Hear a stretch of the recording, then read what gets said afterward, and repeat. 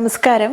പ്രായപരിധിയില്ലാതെ നമുക്കെല്ലാവർക്കും ഓരോ ക്ലൈമറ്റ് മാറുന്നതിനനുസരിച്ചോ മറ്റുള്ള പല കാരണങ്ങൾ കൊണ്ടൊക്കെ ഇടയ്ക്കിടയ്ക്ക് വരുന്ന പ്രശ്നമാണ് കോൾഡ്, അല്ലെങ്കിൽ ചില അലർജിക് റിയാക്ഷൻ കൊണ്ട് വരുന്ന പ്രശ്നങ്ങൾ, ചുമ, കഫക്കെട്ട്. ഈ കഫം എന്നുള്ളത് കഫം കെട്ടിക്കിടന്നുണ്ടാവുന്ന സൈനസിലൊക്കെ നീര് വന്ന് സൈനസൈറ്റിസ് എന്നുള്ള ഇഷ്യൂ ഒരുപാട് പേര് അനുഭവിക്കുന്നുണ്ട്. അത് കാരണം ഉണ്ടാവുന്ന തലവേദന, ബുദ്ധിമുട്ടുകൾ, കാരണം നമ്മുടെ ദൈനംദിന ജീവിതത്തിലെ കാര്യങ്ങൾ പോലും ചെയ്യാൻ സാധിക്കാതെ വരാറുണ്ട്. അതുപോലെ തന്നെയാണ് കുഞ്ഞുങ്ങൾക്കും ഒരു തവണ ഒരു ബുദ്ധിമുട്ട് വന്നു കഴിഞ്ഞാൽ പിന്നീട് ആ ഒരു കഫത്തെ കളയാൻ വേണ്ടിയിട്ട് നമ്മൾ ഒത്തിരി നാൾ കാത്തിരിക്കണം അല്ലേ.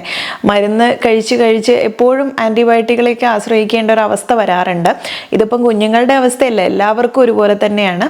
പ്രത്യേകിച്ചും കോവിഡ് കാലത്തിനൊക്കെ ശേഷം പല പല വകഭേദങ്ങൾ വന്ന് മാറി മറിഞ്ഞ് പോവാറുണ്ട് നമുക്കിടയിൽ. അപ്പോൾ അതുകൊണ്ട് തന്നെ ഇടയ്ക്കിടയ്ക്ക് ജലദോഷം വരുന്നത് അല്ലെങ്കിൽ ഈ കഫക്കെട്ട് വരുന്നതുള്ളത് വളരെ കോമൺ ആയിട്ടുള്ള ഒരു കാര്യമായിട്ട് മാറിയിട്ടുണ്ട്. അപ്പോൾ ഇതിനെയൊക്കെ ഇല്ലാതാക്കാൻ നമുക്ക് എന്തൊക്കെ കാര്യങ്ങൾ, മെഡിസിനെ കുറിച്ചിട്ട് ഡീറ്റെയിൽ ആയിട്ടൊന്നും നമുക്ക് ഇതുപോലെ ഒരു പബ്ലിക് പ്ലാറ്റ്ഫോമിൽ കൂടുതൽ ഡിസ്കസ് ചെയ്യാൻ സാധിക്കില്ലെങ്കിലും നമ്മുടെ ഈസി ആയിട്ട് നമുക്ക് ചുറ്റും അവൈലബിൾ ആയിട്ടുള്ള കുറച്ച് മരുന്നുകൾ, നമ്മൾ അറിയാതെ പോയിട്ടുള്ള കുറച്ച് കൂട്ടുകളൊക്കെ തന്നെ വളരെ നിശേഷം നമുക്ക് ഈ ഒരു കഫത്തിനെ മാറ്റിയെടുക്കാൻ പറ്റുന്ന, നമ്മുടെ ബോഡിക്ക് ഒരു ബുദ്ധിമുട്ടും ഇല്ലാതെ, എന്ന് പറഞ്ഞാൽ നമുക്കൊരു പനി വന്നാലോ ഈ കഫക്കെട്ട് വന്നാലോ ഒക്കെ തന്നെ ദഹനത്തെ കൂടുതലായിട്ട് അത് ബാധിക്കാറുണ്ടല്ലോ. അപ്പോൾ ഈ ഒരു മരുന്ന് കഴിക്കുമ്പോൾ നിങ്ങളുടെ കഫത്തെ കുറയ്ക്കാനും അതുപോലെ ദഹന വ്യവസ്ഥയൊന്നും ഒരു പ്രശ്നവും വരുത്താത്ത രീതിയിൽ അത് ഈസി ആക്കാനും കൂടെ പറ്റുന്ന മരുന്നുകളാണെല്ലാം തന്നെ. അപ്പം നമ്മുടെ ഇത്തരം മെഡിസിൻസ് ഏതൊക്കെയാണ്, കൂട്ടുകൾ ഏതൊക്കെയാണ് എന്നുള്ളതാണ് ഇന്ന് പരിചയപ്പെടുന്നത്. കുഞ്ഞുങ്ങൾക്ക് സ്പെഷ്യലായിട്ട് ഒരു കഫക്കെട്ടിന് സഹായിക്കുന്ന ഒരു കഫ് സിറപ്പിനെ കുറിച്ച് ഞാൻ പറഞ്ഞിട്ടുണ്ടായിരുന്നു. ഇതിൻ്റെ ഈ പറയുന്നതിൻ്റെ എല്ലാം ഡീറ്റെയിൽഡ് വീഡിയോ ചെയ്തിട്ടുണ്ട്, ലിങ്ക് ഡിസ്ക്രിപ്ഷനിൽ കൊടുക്കുന്നുണ്ട്. നിങ്ങൾക്ക് പെട്ടെന്ന് അവൈലബിൾ ആവാൻ വേണ്ടിയിട്ടാണ് എല്ലാ കാര്യങ്ങളും കൂടെ ഒത്തിണക്കിക്കൊണ്ടൊരു വീഡിയോ പ്രിപ്പയർ ചെയ്തിട്ടുള്ളത്.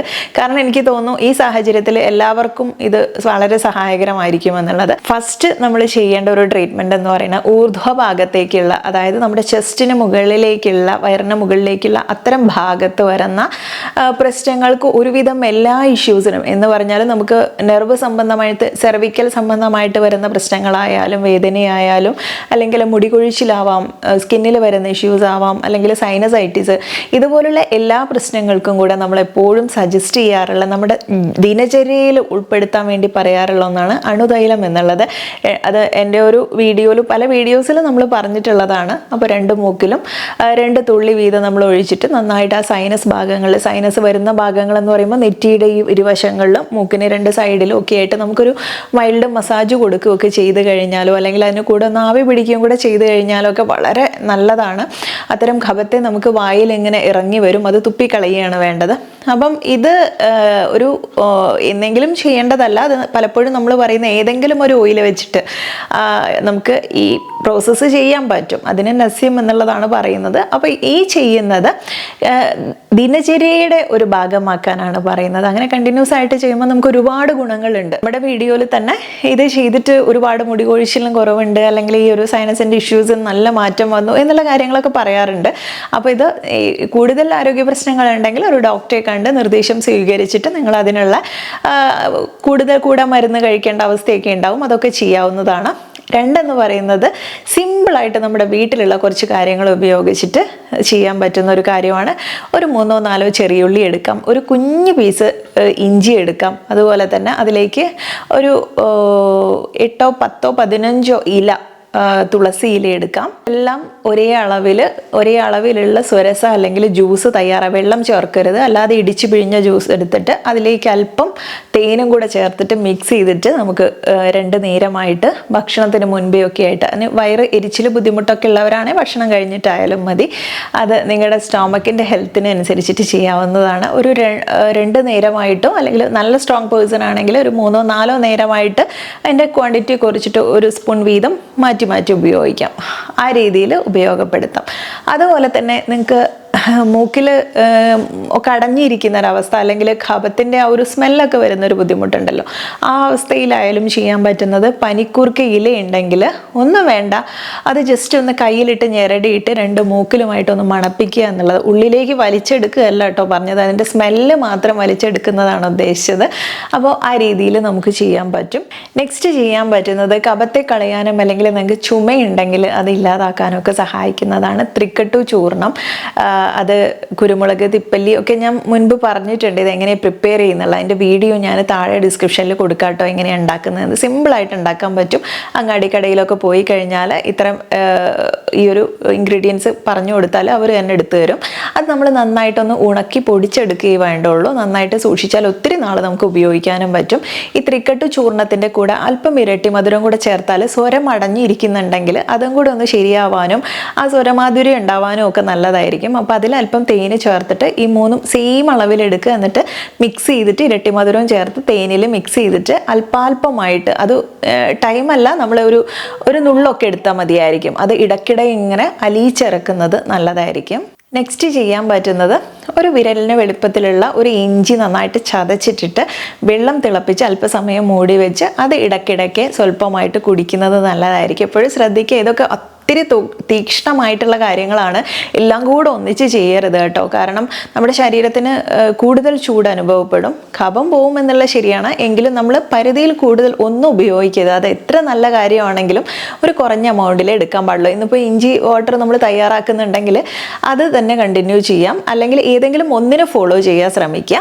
അപ്പം ഇനി നെക്സ്റ്റ് പറയാനുള്ളത്, നമുക്ക് ഗുഡാർദ്രക പോലെയുള്ള ഒരു വീഡിയോ ഞാൻ ചെയ്തിട്ടുണ്ടായിരുന്നു. മറ്റൊന്നുമല്ല, ചുവന്നുള്ളിയുടെ നീരും അതുപോലെ തന്നെ ഇഞ്ചിയുടെ നീരും, ഇത് രണ്ടും എടുത്തിട്ട് അതിലേക്ക് അല്പം ശർക്കരയും കൂടെ ചേർത്തിട്ട്, ഈ സമയത്തായാലും ശർക്കര എന്ന് പറയുന്നത് ഒരുപാട് ഗുണങ്ങളുള്ളതാണ്. കൂട്ടത്തിൽ നമുക്ക് ചില സമയത്ത് ബ്ലഡ് കൗണ്ട് കുറയുക അല്ലെങ്കിൽ ഹീമോഗ്ലോബിൻ കുറയുകയൊക്കെ ചെയ്യുമല്ലോ, ആ സമയത്തും ഇതുപോലുള്ള മിക്സൊക്കെ തന്നെ ഇത്തരം കഫം കളയുന്നതിന് കൂടെ ആരോഗ്യത്തെ ഒന്ന് സന്തുലിതമാക്കി ഇരുത്താനും കൂടെ സഹായിക്കും. അപ്പോൾ ഈ ഒരു ടിപ്പും നമുക്ക് ഉപയോഗപ്പെടുത്താവുന്നതാണ്. നെക്സ്റ്റ് സിമ്പിളായിട്ട് ചെയ്യാൻ പറ്റുന്ന ഒരു മെഡിസിനൽ പ്രിപ്പറേഷനാണ്. ഒരു മെഡിസിൻ തന്നെ ഉപയോഗിച്ചിട്ട് നമുക്കൊരു വാട്ടർ തയ്യാറാക്കി എടുക്കാവുന്നതാണ്. ഇതിന് മുൻപ് നമ്മൾ ഒരുപാട് ചുക്ക് കാപ്പി രൂപത്തിലൊക്കെ പറഞ്ഞിട്ടുണ്ടായിരുന്നു, അത് ഞാൻ ഉൾപ്പെടുത്തുന്നില്ല, ഒരുപാട് തവണ പറഞ്ഞിട്ടുള്ളതാണ്. ഇത് സിമ്പിളായിട്ട് ഇങ്ങനെ ഒരു ഇഷ്യൂ നമുക്ക് തുടക്കത്തിലേ ആ ഒരു സൗണ്ട് മാറുന്നുണ്ട്, ബുദ്ധിമുട്ടുകൾ തോന്നുന്നുണ്ട് എന്നൊക്കെ ഉണ്ടെങ്കിൽ ചെയ്യാൻ പറ്റുന്ന ഒരു കാര്യമാണ്. ഇത് എല്ലാ ഫാർമസിയിലൊന്നും ലഭ്യമല്ല, നമ്മുടെ ഡിസ്പെൻസറികളിലൊക്കെ ലൂസായിട്ട് നമുക്കിത് വാങ്ങിക്കാൻ കിട്ടും.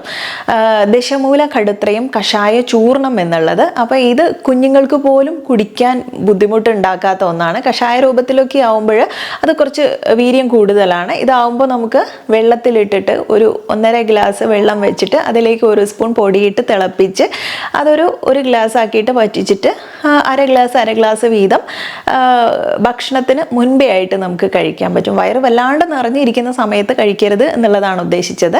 അപ്പോൾ ഈ ഒരു വെള്ളം കുടിക്കുന്നതും തന്നെ കഫത്തെ ഇളക്കി കളയാനും നിശേഷം ഈ ബുദ്ധിമുട്ടുകളെയൊക്കെ മാറ്റാനും, കഫം കെട്ടി നിന്നിട്ടുള്ളതോ അല്ലെങ്കിൽ സൈനസ് സംബന്ധമായിട്ടുള്ള ഇഷ്യൂസ് ഒക്കെ മാറ്റാൻ വളരെ നല്ലതാണ്.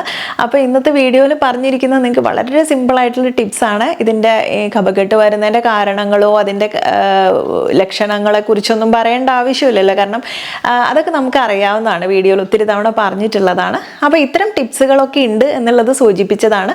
നിങ്ങൾക്ക് ബെസ്റ്റ് എന്ന് തോന്നിയിട്ടുള്ള, അല്ലെങ്കിൽ നിങ്ങൾക്ക് ചെയ്യാൻ സാധിക്കുന്നതും കയ്യിലുള്ള ഇൻഗ്രീഡിയൻസ് ഇതൊക്കെ ഉണ്ടെന്ന് തോന്നിയിട്ടുള്ളതും ഒക്കെ ഒന്ന് ചെയ്ത് നോക്കുക. കാരണം ഒട്ടും ഹാംഫുൾ അല്ലാത്ത കാര്യങ്ങളാണ്. അപ്പം ഒരുവിധം എല്ലാ ആളുകൾക്കും ഫോളോ ചെയ്യാൻ പറ്റുന്നതാണ്. പിന്നെ ശ്രദ്ധിക്കുക, നല്ലതാണെങ്കിലും കണ്ടിന്യൂസ് ആയിട്ട് ഒരു ദിവസത്തിൽ തന്നെ 5, 6, 7 നേരമൊക്കെ തന്നെ പെട്ടെന്ന് മാറട്ടെ എന്നോർത്ത് ഉപയോഗിക്കാറുണ്ട്. അങ്ങനെ ചെയ്യരുത് എന്നുള്ളതേ ഉള്ളൂ. ആ കാര്യം ഒന്ന് ശ്രദ്ധിക്കുക. കൂടുതലായിട്ട് ബുദ്ധിമുട്ടുകളുണ്ട്, ചില ഹെൽത്ത് ഇഷ്യൂസ് ഒക്കെ ഉണ്ടെങ്കിൽ തീർച്ചയായിട്ടും നിങ്ങൾ അടുത്തുള്ള ഒരു ഡോക്ടറെ സമീപിച്ച് മരുന്ന് വാങ്ങിച്ച് കഴിക്കുന്നതായിരിക്കും എപ്പോഴും നല്ലത്. അപ്പോൾ ഇന്നത്തെ വീഡിയോ വൈൻഡപ്പ് ചെയ്യാണ്. നിങ്ങൾക്ക് എല്ലാവർക്കും യൂസ്ഫുൾ ആയിട്ടുള്ള ഇൻഫർമേഷൻ ആണെന്ന് വിശ്വസിക്കുന്നു. അപ്പോൾ ഇഷ്ടപ്പെട്ടാൽ കണ്ടു കഴിഞ്ഞാൽ ബാക്കിയുള്ളവർക്കും കൂടെ ഒന്ന് ഷെയർ ചെയ്ത് കൊടുക്കാൻ മറക്കരുത്. നെക്സ്റ്റ് വീഡിയോയിൽ നല്ലൊരു വിഷയമായിട്ട് വീണ്ടും കണ്ടുമുട്ടാം. നന്ദി.